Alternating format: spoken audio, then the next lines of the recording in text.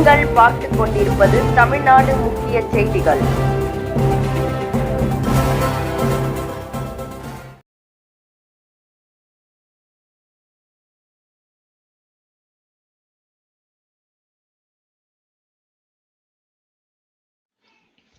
வணக்கம். திருவள்ளூரில் திமுக கவுன்சிலர் மீன் வியாபாரியிடம் மாமூல் கேட்டு மிரட்டல். வியாபாரி அளித்த புகாரின் அடிப்படையில் கவுன்சிலர் மீது போலீசார் வழக்கு பதிவு. திருவள்ளூர் அடுத்த சேலை கிராமத்தைச் சேர்ந்த சிவகாமி என்பவர் திருவள்ளூர் நகராட்சிக்கு உட்பட்டு 26வது வார்டு பெரியகுப்பம் லால் பகதூர் சாஸ்திரி தெருவில் மீன் வியாபாரம் செய்து வந்துள்ளார்.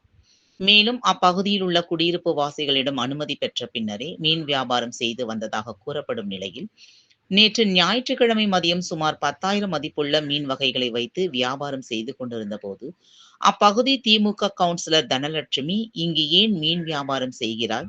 இது விஐபி பகுதி, உங்களை போன்ற ஆட்கள் இங்கு வரக்கூடாது, வியாபாரமும் செய்யக்கூடாது எனவும் ஜாதி பெயரை சொல்லி இழிவுபடுத்தி ஒருமையில் பேசியதுடன் இங்கு மீன் வியாபாரம் செய்ய வேண்டும் என்றால் எனக்கு மாமூல் தர வேண்டும் எனவும் மிரட்டியதாக கூறப்படும் நிலையில் மன உளைச்சலுக்கு ஆளான மீன் வியாபாரி சிவகாமி மன உளைச்சலும் பொருளாதார நஷ்டமும் ஏற்பட்டதாகவும் மாமூல் கேட்டு மிரட்டுவதாகவும் திருவள்ளூர் நகர காவல் நிலையத்தில் புகார் அளித்தார்.